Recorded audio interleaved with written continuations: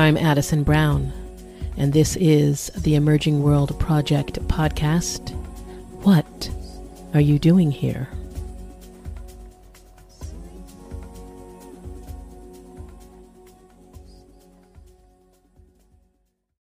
Hi everyone, this is Martin. We have a fantastic show for you. Addison sat down with Madison, also known as Maddog, Maddog's honeybees. Yes, she manages the honeybees, but she's also sort of like a ghostbuster for bees. I missed the conversation because I had a bit of school to attend to. It's all good though, because we have lots more cool episodes coming up, and you can bet I am really interested in the things our guests will be sharing with us. And as usual, I have questions. Anyway, our guest on this episode is a California beekeeper. She studied English literature and practices martial arts, which I imagine is really helpful in managing all those bee colonies. You can learn a ton of interesting things in detail about her beehive community if you hit up her IG account. For now, enjoy this informative conversation. And remember, the bees will freak out if you do, so don't freak out. Alright then, I'll catch you later.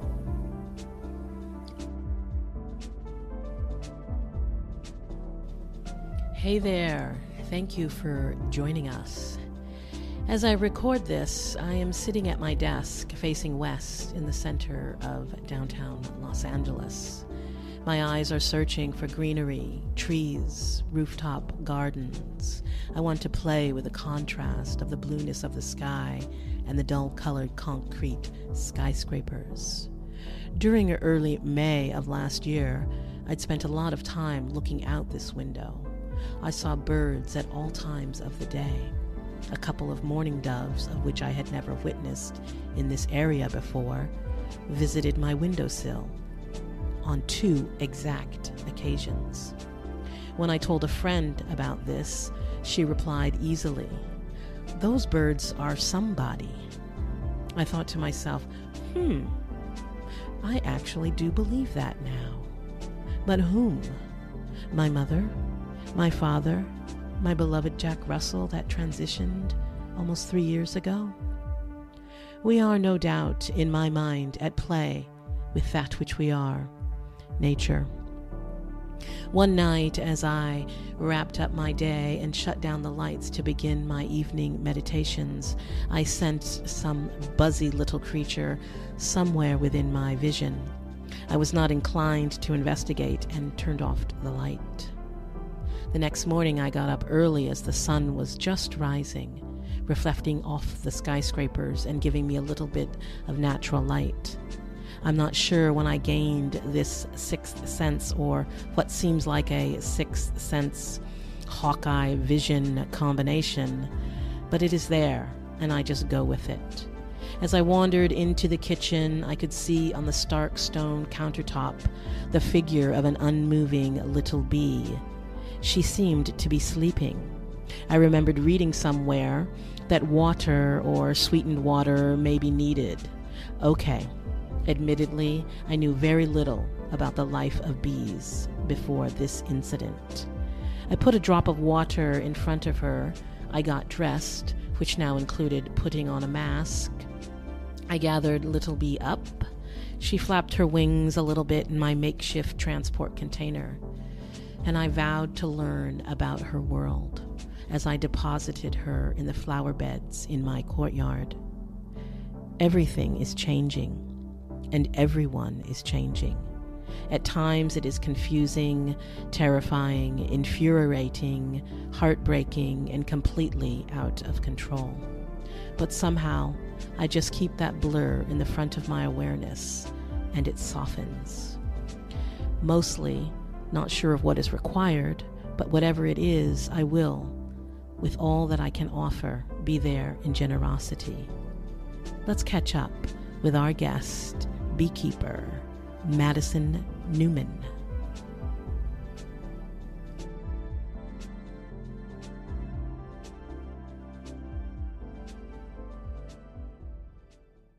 Madison? Hi, Addison. How are you doing today? I'm doing okay. I just came back from working out, and so I'm ready to get to talking about bees. Well, I like the sound of that. Yeah. I guess you've got I sent you a note that my lovely co-host Marley will be missing today. Yes, unfortunately. We'll catch up with him next time. He's Okay. rather inquisitive, and if we can find some time in your schedule, hopefully he'll pop in. We thought he was having a spring break, but somehow we got our dates wrong. So he's in school. Oh, bummer. Bummer. Yeah. So it's you and I. Okay, no problem. Fantastic. So I'm really happy that you're joining us. So thank you for doing that and taking the time out of your life to speak with us. So one of the things that I ask to start these conversations and get to know you a little bit is when did you first notice your relationship to the natural world? Yeah, that's a great question. My mother was an outdoor enthusiast. She loved hiking. She loved exploring. She would get into her beat up, 1998 Honda Civic and just take to the back roads, whether that be off-roading or whatever. And if she got stuck, she got stuck. Such as life was kind of her go-to motto. So she was certainly very, very attached to nature.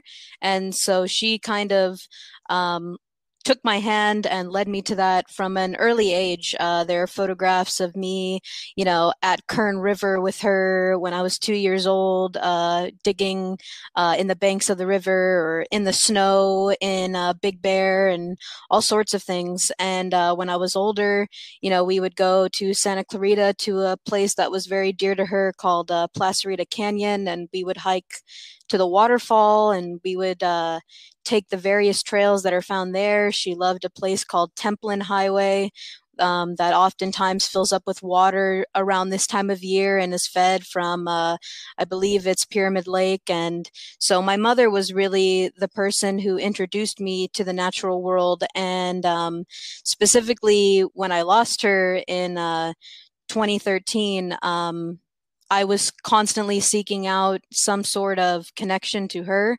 And to do so, I was just basically diving into nature head first. So I'm oftentimes hiking and exploring now, and it provides a certain connection, I think, to her.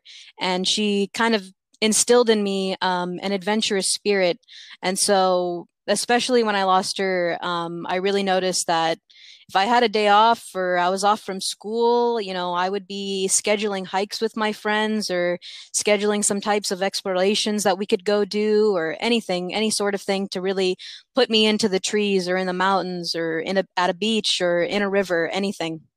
Yeah. That's so amazingly beautiful and special. I would imagine that starting so early, that you don't ever feel disconnected from nature. I can't even imagine. Yeah, I mean, I guess when you think of Los Angeles and specifically like the San Fernando Valley, you wouldn't necessarily associate that kind of in a nature setting.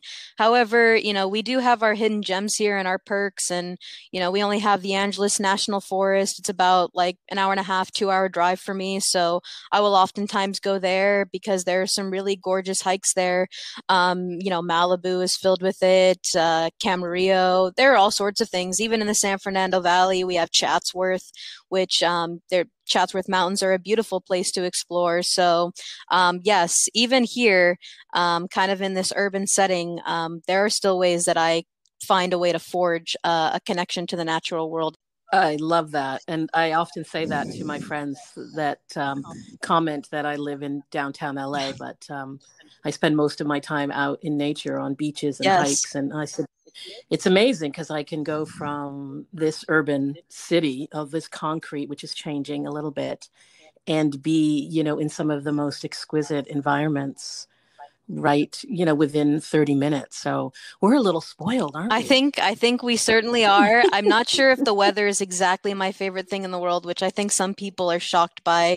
Maybe I would be singing a different tune though if I was, hit with 8 inches of snow in Minnesota or something like that. But sometimes it does get a little too hot for me here. But like you had just said, Los Angeles is a very diverse area where you can go to the beach to cool off, or if you wanted to get even colder, go ahead and take, an hour and a half drive up to Mount Baldy or anything like that. Right. And you're in the snow. So we are a bit spoiled here. I would agree. I remember when my nephew was very young and he came to visit, maybe it was about the third or fourth time that he came to Los Angeles to visit. And he said to me, Auntie, how come Los Angeles only has one weather? Yes. Yeah, we didn't go into any adventures. I suspect we were just at the beach all the time.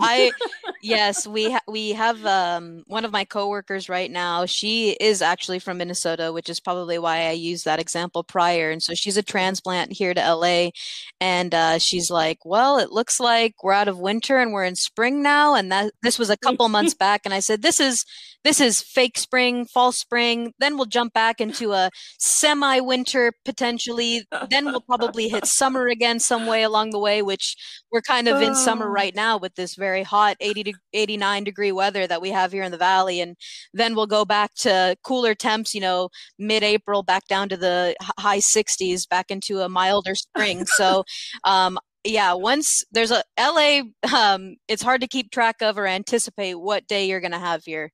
Yeah. Right. I've heard it called, gosh, what was the expression? Bipolar. Yes. You can never know really how to dress here, because you might go to the beach in a tank and then you need an overcoat by night because it gets pretty chilly. So, yeah. Right. On the beach with your Uggs. Yes.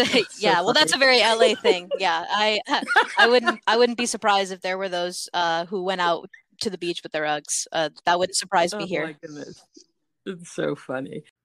It's really beautiful to hear how much of an impact your mother had on you with regards to the natural world. Who else would you say influences you?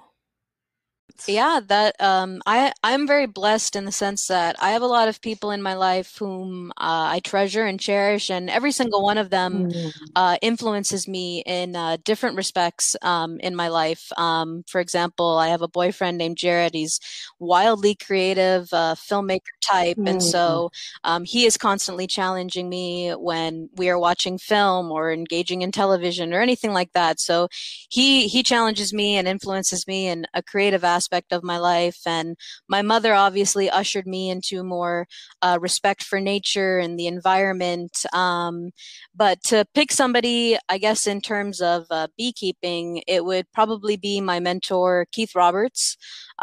He is a wonderful gentleman. He's a very diligent man, very headstrong, very intelligent, and he was the one who has has taken my hand and led me through beekeeping. So I would say in terms of beekeeping and in other aspects of my life, he is probably one of the biggest influences. He's introduced me to things that I love now, like martial arts or beer brewing, and most importantly, beekeeping. So I would probably say that he is probably one of the biggest influences in my life right now. Now, would you say that he chose you or you chose him?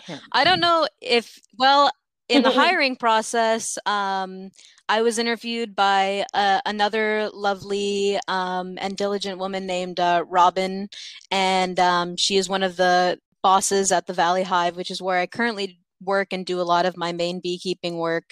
And then Keith, I was just hired to sell honey. And that's all I was supposed to be doing, was selling honey. That's it. I actually, when I first started out, was terrified of bees. I was extremely afraid of them. I wanted nothing to do with them whatsoever.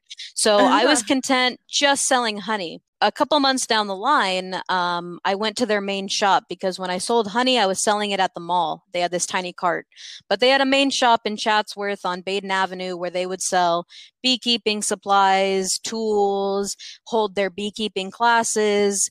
And there was one instance where one day they allowed me, when they were doing their package pickup. A package is basically a box of bees, about 10,000 bees with a queen, and they sell them to people. And that's how people here in Los Angeles will get started with their beekeeping ventures, is either through packages or something else that we sell called nukes. But basically, I was lucky enough to be asked to help out on package day, and it was my first time in a bee suit, and I was just completely and utterly enamored. All of those fears that I had held had melted away.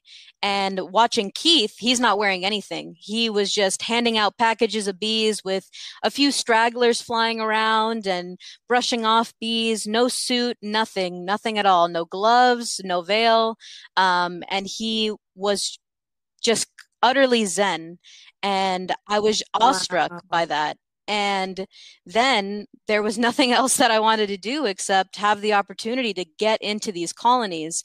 So when you ask like who chose who, I was hired by them, but then I latched on to Keith immensely and was practically begging him day after day after day to say, hey, I want to get into the hives with you. I want to, clean up wax with you. I want to help you extract honey. Anything that I can do, I want to do that if it's related to bee work. And so I had reduced myself to a broken record of sorts, and every day I was just constantly pleading with him, like, take me into the bees, take me into the bees. So if anything, I kind of forced myself upon him to make him take me under his wing. That sounds so amazing. One thing that I'm hearing, and I love this, was that your fear just dissipated. And you remember that moment? We have these preconceived notions of bees that obviously one of the big ticket facts that people know about them is they have stingers, right? And that can be scary, absolutely.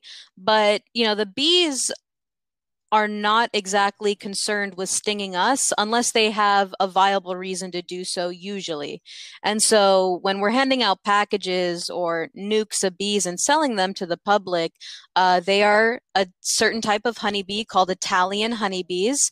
They're very sweet, gentle, kind, phenomenal honey producers. They do well in this type of climate.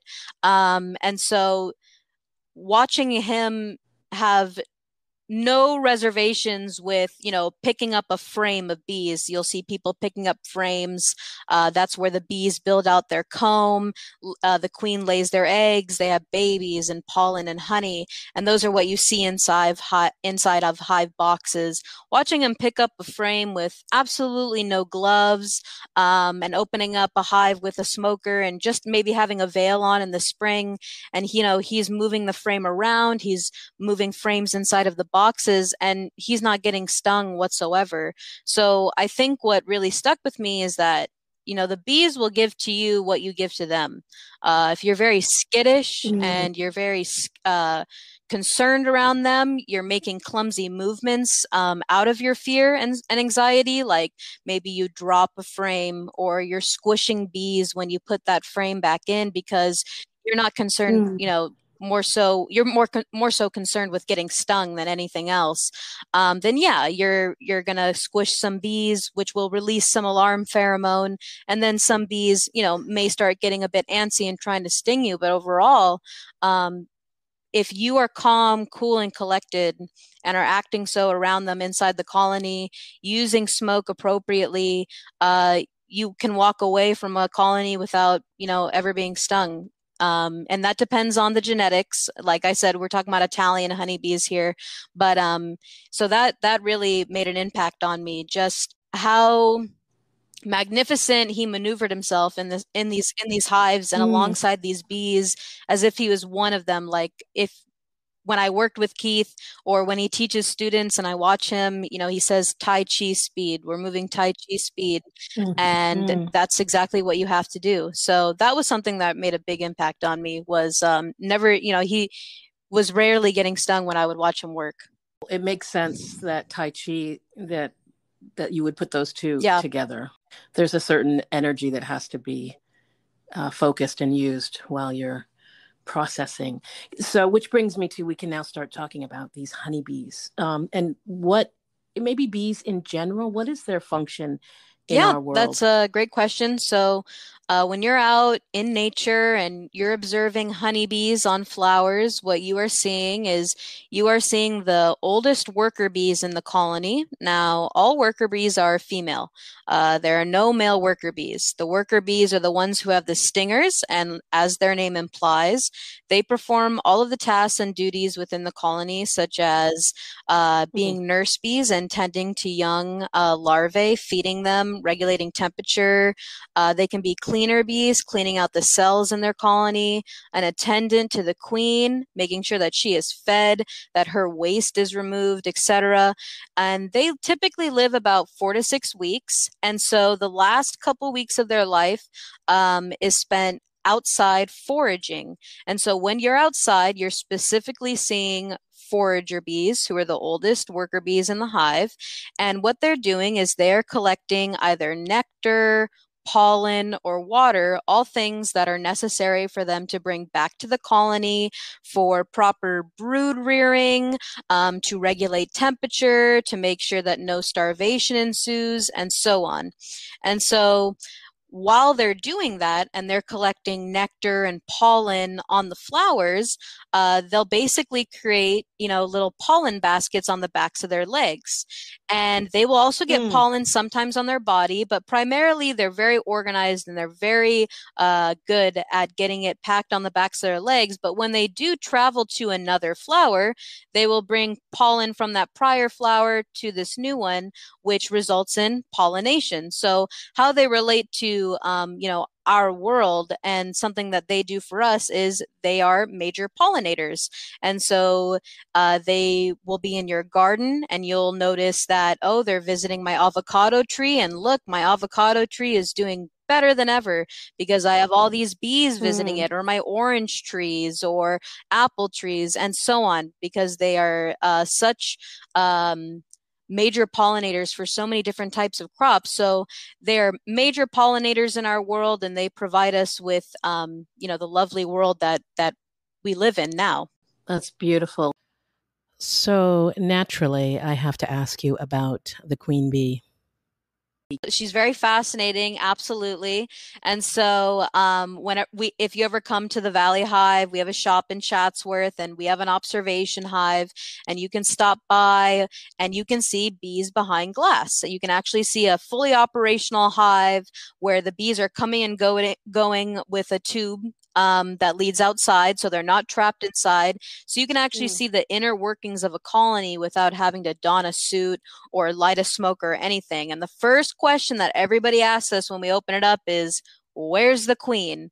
And that's a great question. It's difficult to find, a single bee in a hive that could get anywhere between, 15 to 20,000 bees in this observation hive that we have.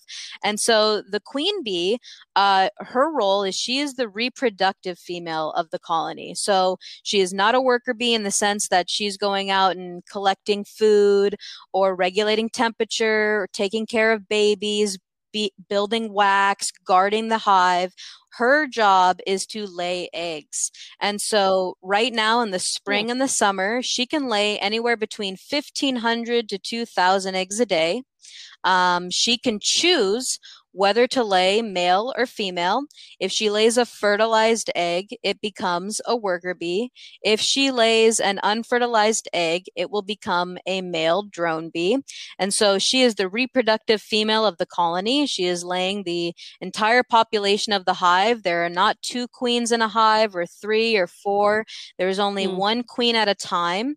When there are multiple queens within a hive, they will fight to the death. There are rare instances that you can read about in bee journals where a mother queen and a daughter queen have coexisted. But typically, when we're talking about queens, there's only one queen in a colony. If there's another one, they will fight to the death. And the queen bee does not do any other work aside from that. So laying eggs is her main role. She has a smooth stinger. So when worker bees sting, something that people also know is that they die because worker bees have barbed stingers. They have these little barbs that will hook into our mammal-like skin. And so when they pull out, it'll rip out their digestive tract and intestines, and so they'll die. But the queen bee, she has a smooth stinger, so she can choose to sting as many times as she likes, but she typically reserves that stinger for other queen bees if she needs to throw hands and, keep her throne. So there's a lot of discussion about the practices of collecting honey amongst vegans and the plant-based community. Can you explain to us what they're referring to, and what are your thoughts about it? When I see people talking about, well, I don't want to eat honey because, beekeepers are very harsh on the colonies, or they use improper practices or things like that. Oftentimes, they'll refer to an outdated practice that nobody that I know in our beekeeping circle and beyond, or at conventions or in bee journals or anything like that, are practicing. But it's basically what some people will refer to is the clipping of the queen's wings, that beekeepers will maliciously grab the queen and cut her wings so that she has no way of flying and leaving, because bees will do this thing called swarming. And so swarming is where 2/3 of the colony will leave with the original queen. And so you're losing a big chunk of your workforce. So, it's not ideal, but it is in the genetic code of the bees. It is in their nature to swarm, one, to propagate the species, and two, if they don't have enough space in the hive, then they'll swarm as well as a way to lessen the population in that hive that can't sustain what they had built out to. But nobody is clipping the wings that I'm aware of. Clipping the wings is detrimental to a honeybee hive, which any experienced beekeeper is aware of. If you're clipping the queen's wings, the bees will recognize this and they will eject her. They will kill her.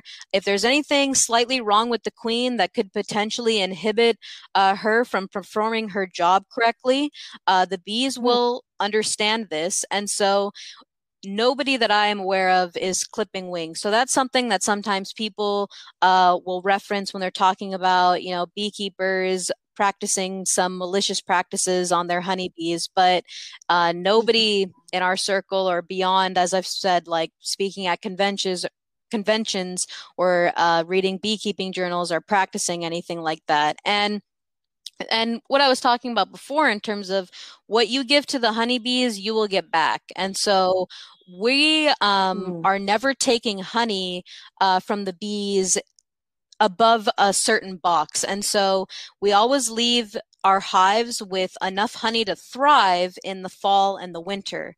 And so with our beekeeping students here in Southern California, it's different in other parts of the United States. But since, we were talking about how the weather here is very strange, how we don't really have a full-on winter, we still make sure that beekeepers never take honey from the first box, which is their deep hive body, or their second box, which is their medium hive body.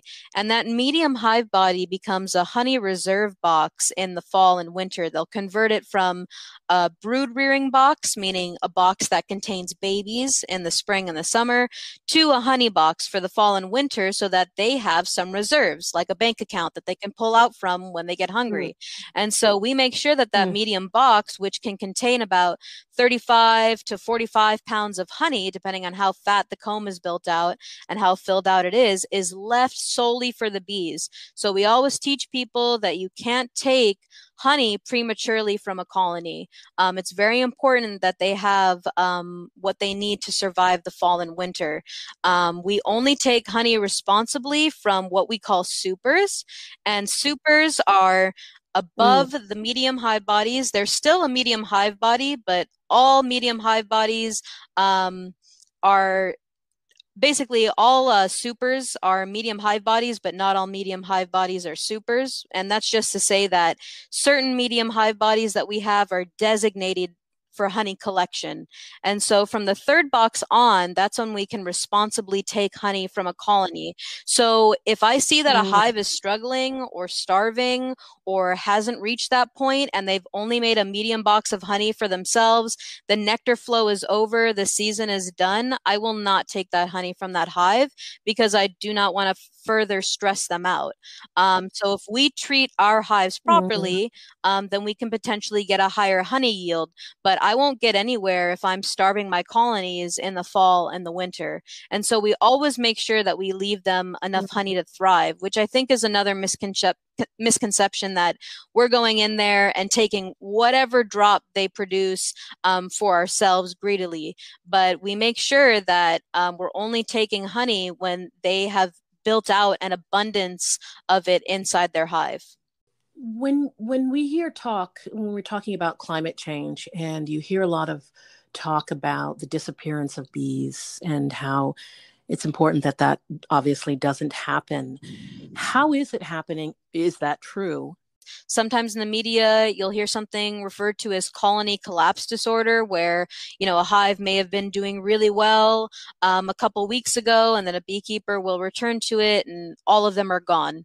And there's nobody left in the box. And so there's many things that are out to get the honeybee. And that includes, one, yes, climate change. When we don't get sufficient rainfall, it is going to be a much more difficult nutritional season for the bees. They need rainfall. We need cooler and more mild temperatures. Having a February where we're getting already 90-degree temperatures, which are causing things to bloom early, and maybe the bees haven't revved up enough and they're not built out enough to take advantage of that, or where we're getting days where it's 110 degrees, 4 days in a row. That is not doing the honeybee any favors, but rainfall significantly impacts how honeybees perform. And so if there is not a lot of food out there and it is a weak nectar flow, it's going to be very difficult for them, because nutrition is very, very important when it comes to dealing with honeybee colonies. Additionally, on top of climate change, there are things like planting maybe just monocultures. So monocultures are basically these fields and fields where they're just producing one crop. And that is not good for honeybees or any other native pollinators for that matter, because they need a varied diet. And so just like how you and I could not subsist off of simply just eating like candy, or maybe just eating an apple every day and that's it. The bees need a varied diet, so it's really important to have things like polycultures where there's different types of crops about. Also with monocultures, certain things like almonds, they only bloom a certain time during the year. So if you've dedicated, miles and miles to this one type of crop, once that season is over, those couple months where they were blooming has ended, then there goes a large section of food that was sustaining maybe native pollinators in that area as well. So monocultures are something that are detrimental to honeybee hives. Basically urban infringement on our part. So it seems like, especially in Los Angeles, or even where I live, if we have an empty plot of land, what are we doing with it? We're just building condos or apartment complexes or things like that. While it probably would be beneficial to have more community gardens or areas that are designated, pollinator areas, or we could get creative like other places like in Europe. There's these neat things where even at bus stops, they're taking advantage of every little bit of space. And so on top of the bus stop, they're actually planting pollinator-friendly flowers to help, provide more food for honeybees. So urban infringement on our part. And then there are pests and pathogens that are against the honeybee as well. There is something called a varroa mite, and a varroa mite is basically this tiny little fat eater that latches on to the honeybees and will consume their fat stores. but it also has 26 transmittable viruses. And so that is a large plight for the beekeeper. They can completely and utterly wipe out a colony if action is not taken against them. So varroa mites, so pest pathogens, and then of course pesticides. Honeybees, they can travel 3 to 5 miles to collect nectar, pollen, or water. And so within a 3 to 5 mile radius, if the golf course is being sprayed, or, you know, the dentist office wants to keep, you know, the plants that they have outside looking very nice for the public, and they're spraying, or maybe a neighbor is spraying in their backyard, honeybees are susceptible to get into any of these, and pesticides can completely wipe out colonies as well. So overall, there's a lot. Climate change, monocultures, urban infringement on our part, pests and pathogens, and pesticides. Are you involved in any organizations that are looking at all of these elements? What we do at the Valley Hive every year, with COVID, obviously it's changed a little bit, but typically every year we're doing a honey competition. And at this honey competition, we have all of our beekeeping students, or even if they're not working, you know, have come to classes at our place or anything like that. If they just keep beehives and they produce, maybe they got some honey, we do a honey competition where everybody can bring their honey. We sell raffle tickets to raffle off some of it. We'll do like a dunk tank. We'll have vendors there. We'll sell food. We'll do food competitions made with honey. And it's basically this large fundraising event where we take the proceeds and we donate them to a place called Be Informed. And Be Informed does exactly what you were asking, where they're analyzing all of the detriments that the honeybees are facing now and other pollinators, and how we can go about as a society working towards, you know, saving honeybees and other native pollinators as well. So we've done that in the past. So Be Informed is a great website for people who are looking to learn more about honeybees and what they're facing right now. Oh, that's fantastic. We'll make sure to put that URL in our notes. So I have a couple of questions that somewhat are off the busy bee life. What I noticed that you studied English literature. In English literature, we're taught to be, you know, very analytical and have impeccable critical thinking skills, critical reasoning skills. And I use those very same skills when I'm inspecting colonies. And so before I even enter a beehive colony, my inspection is well underway. So I am analyzing, well, how tall is the grass right now? Do I see any ants that are walking up the stand? Do I see any dead bees surrounding the colony? Oh, I do. Let me look at this bee closer. Let me inspect this bee. Is her proboscis, her tongue sticking out? If so, maybe there was a pesticide hit. Analyzing the weather even before I get into my colonies can give me an idea as to what I may find. Oh, it's, you know, we're in the middle of December and we had a very rainy week, which means no flying for the bees whatsoever. I know that I need to bring sugar syrup probably with me to supplement, you know, some of their food and give them a boost nutritionally. When I open up a hive, I'm scanning all of the bees individually, and I'm gliding across the frame, and I'm looking at it and thinking, do I see any instances of deformed wing virus? That's a virus that the varroa mite transmits.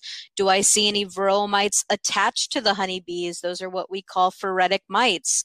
Do I see a lot of tattered wings in general? Do I see comb that was ripped up? Do I see comb that's ripped up at the bottom? Maybe there was a robbing event.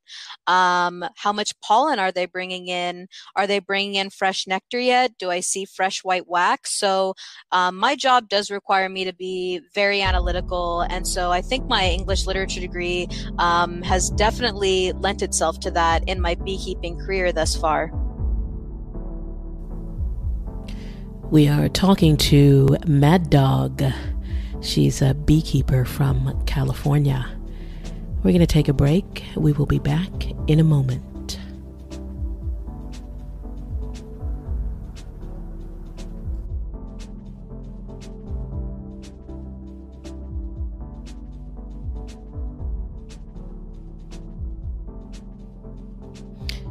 Okay, so can you take us through, let's just say I called you and I'm panicking because I think that there is a beehive living within the walls of my hot tub. So, what do we do? I will say it's very difficult to gain information to say positively right then and there, like, oh, yes, you do 100% have a hive inside of something. With swarms, it's much easier to tell and gather that information over the phone because swarms are large masses of bees that will collect like a basketball or a football on a tree. And so they'll say, like, I have this really, really big clump of bees on a tree. And I'll say, yes, that's a swarm. But like, for example, this time of year, especially springtime, you'll be noticing there's a lot more bee activity in general because nectar sources are opening up, colonies are increasing their population, and foragers are going out and finding food. So sometimes I'll have people call me and say, like, oh, I definitely have a hive inside of my tree. And I say, well, do you see bees purposefully, darting in and out, coming back with pollen inside? Do you see maybe some comb that's built out on the inside? And it's like, no, I just have a lot of bees visiting my tree right now. And that's just foraging activity. So if somebody gives me a call, I have to ask them a few questions like, well, when did you start noticing this activity? Do you see them coming and going? Because foragers, they zoom out of the colony, and when they return, they'll be laden down with either nectar or pollen. So they kind of hover a little bit and then enter inside. So if you see bees coming and going from like a crack or a crevice or a hole or something like that, that's usually a pretty good indication that there might be a colony there. Something that we provide as well is we'll come out and provide a free estimate. So depending on, how far the person is, we'll say, okay, well, let me come out to be certain, and then I can provide you with an estimate because beehive removals are a lengthy process and they can be very difficult. And so when we do come out, I'll say, okay, well, this will take me maybe an hour, so I'll charge, maybe $250. Or, oh, this is a swarm. It's, an easier collection process than what it is to do, an established colony. So an established colony is when they've been there for a while longer. They have built out blades of comb that I must take a specialized knife and cut out the comb precisely and orient it the exact same way in frames and rubber band and nail, either gently vacuuming up the bees or scooping them with my hand, depending on, how easily accessible they are, whether it be in a jacuzzi or deep inside a wall or in a roof. They can be anywhere. But a swarm capturing is a little bit easier because they're all right there. No comb has been built out, and I can, gently either cut the branch off and set it inside of a hive body, or maybe they're covering multiple branches and I can start scooping them with my hands, or I can shake them gently into a box as well. So yeah, that's kind of what it's like when somebody gives me a call, is I try to gather as much information as I can initially, and then we come out and we provide estimates, and then we get to work after we find a day that will be suitable, because you can't just remove a colony, an established colony, like when it's raining or really cold, because the honeybee hive needs to stay 94 to 96 degrees at all times. That's what the temperature that they maintain within a colony by vibrating their flight muscles, so that none of the babies, the brood, chills.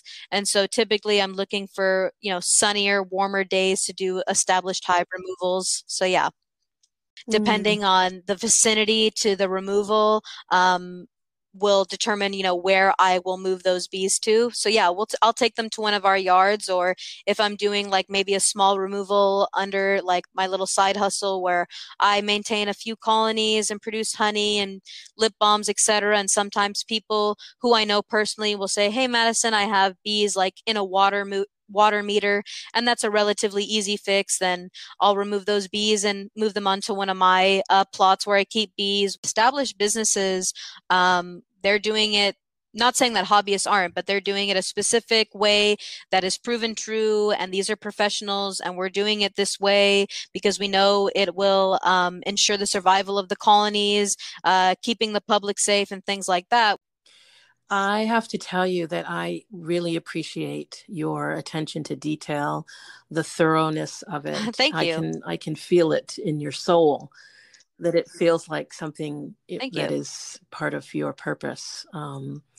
Just listening to the whole process, even though it seems complex, it's complex for that reason, because it's part of a whole system. Yes, right? It can be very frustrating. Sometimes it can be confusing. Any beekeeper who tells you, I know this for certain, or this will always be this way, or 100% this, that, etc., is probably lying to you. So they've told you one lie, they'll tell you another. You will be learning beekeeping until the day you die, or the day that you stop beekeeping, or whatever. It is a learning process. Right. So I don't always have all the answers. And bees, they're wild animals, and they don't always do what I will anticipate them to do, or what the books may say they might do. So yes, it's very complicated, but like I said, it is an amazing thing to pursue as well. But people need to, if they're going to take on the responsibility of, keeping beehives in their backyard or anything of the sort, they need to be prepared for that, because that's exactly what it is it is a responsibility. It's not like, getting a pet rock, which I think some people might equate it with, like, well, can I just put the bees in my backyard and let them do their thing? Right.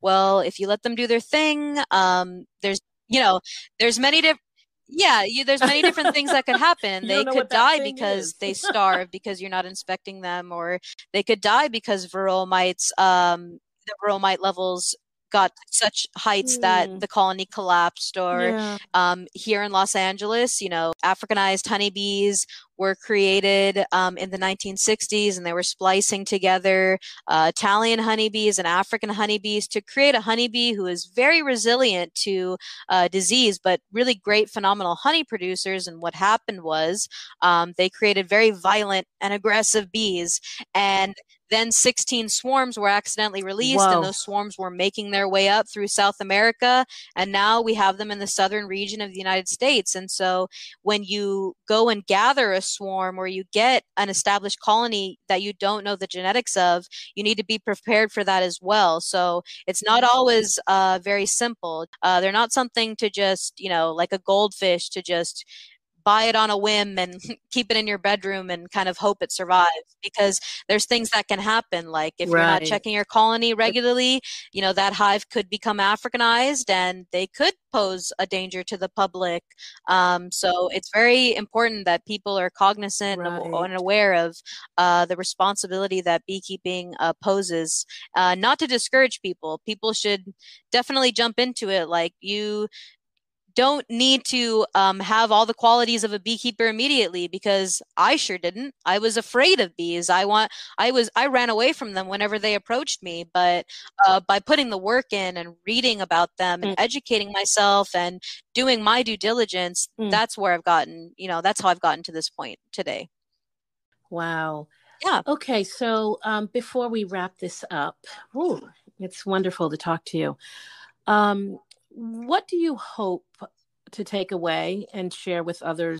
I just hope to share with people the fact that pollinators in general are in danger. They're vital to our way of life, especially not only to our ecosystem, but our agricultural system and technically our economy.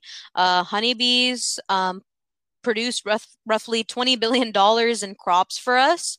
They pollinate everything from alfalfa, apples, oranges, avocados, you name it, gooseberries, cranberries, blueberries, almonds. So there's so much food that we would be without beehive colonies pollinating them.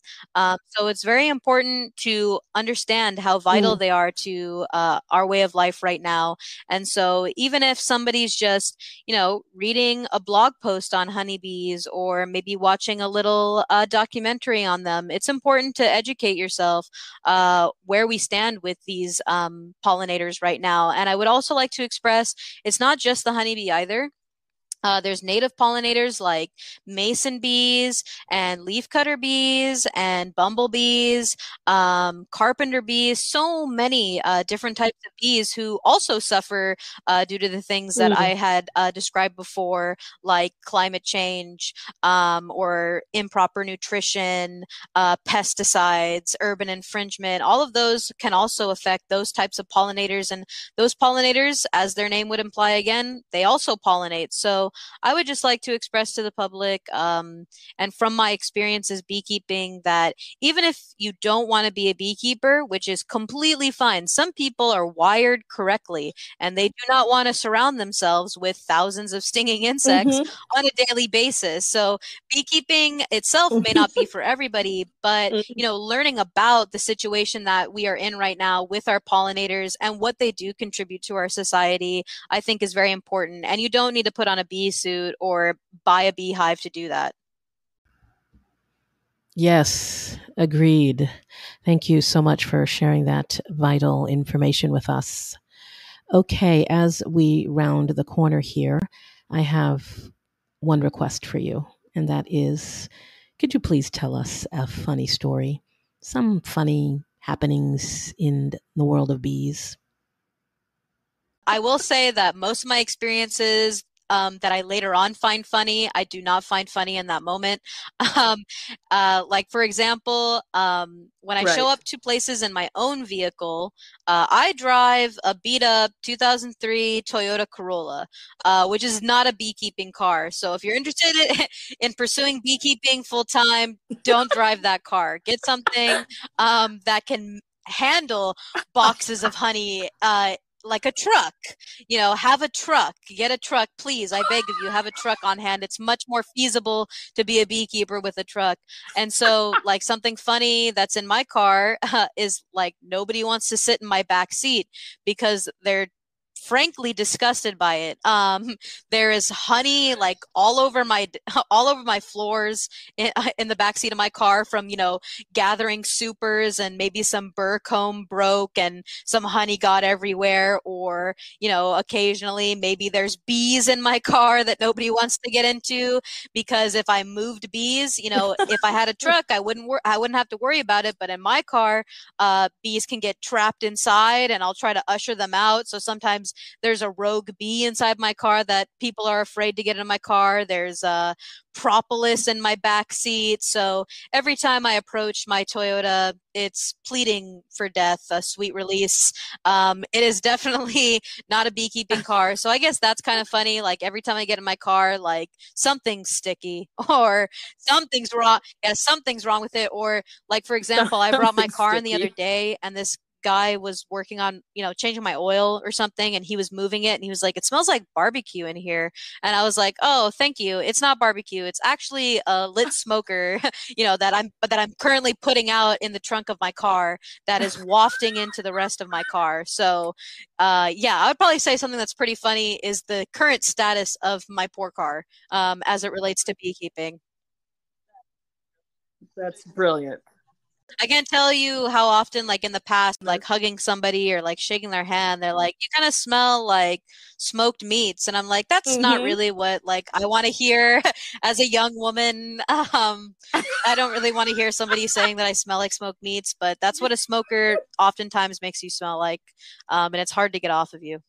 When I pick up a frame of bees, it's really hard to focus on any other worry or trouble that I'm currently experiencing in my life.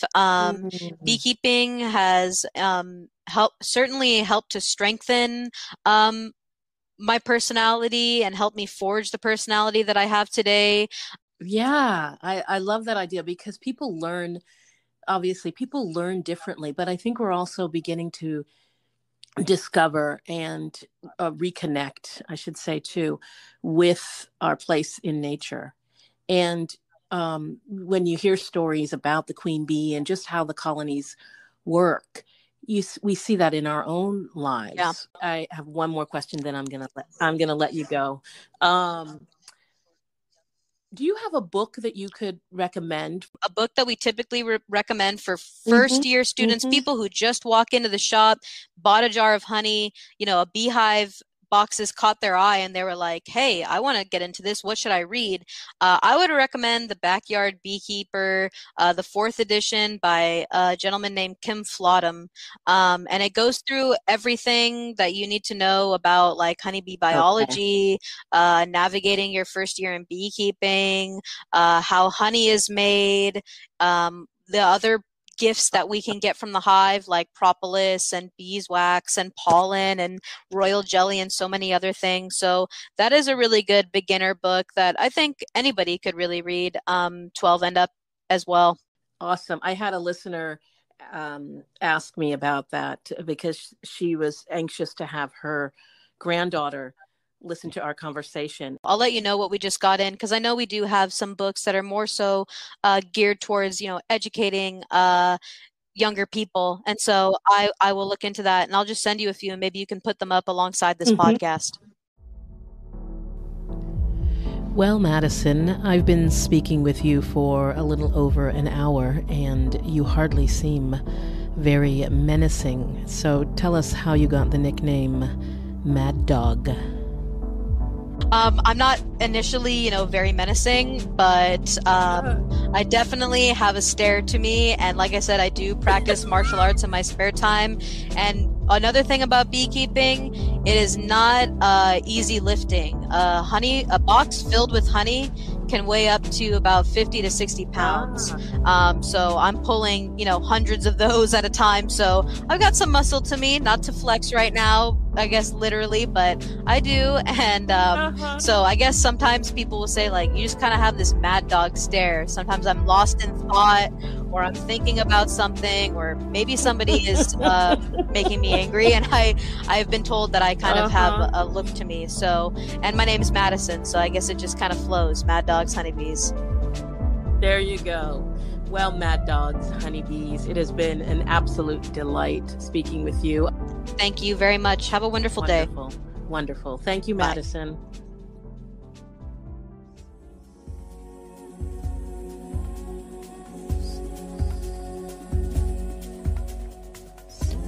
All right. Thanks for hanging out with us. We have only a couple of requests. That is to hit us up on the website, emergingworldproject.org, where you can dig a little bit deeper into our conversations. And remember, friends, be the light in the room.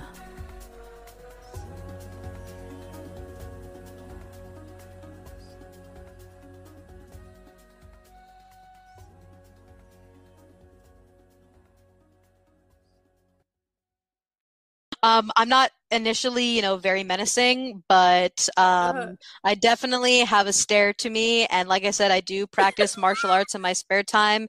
And another thing about beekeeping, it is not easy lifting. A box filled with honey can weigh up to about 50 to 60 pounds. So I'm pulling, hundreds of those at a time. So I've got some muscle to me, not to flex right now, I guess literally, but I do. And so I guess sometimes people will say, like, you just kind of have this mad dog stare. Sometimes I'm lost in thought, or I'm thinking about something, or maybe somebody is making me angry, and I've been told that I kind of have a look to me. So, and my name is Madison, so I guess it just kind of flows. Mad dogs, honeybees. There you go. Well, mad dogs, honeybees, it has been an absolute delight speaking with you. Thank you very much. Have a wonderful day. Wonderful. Thank you, Madison.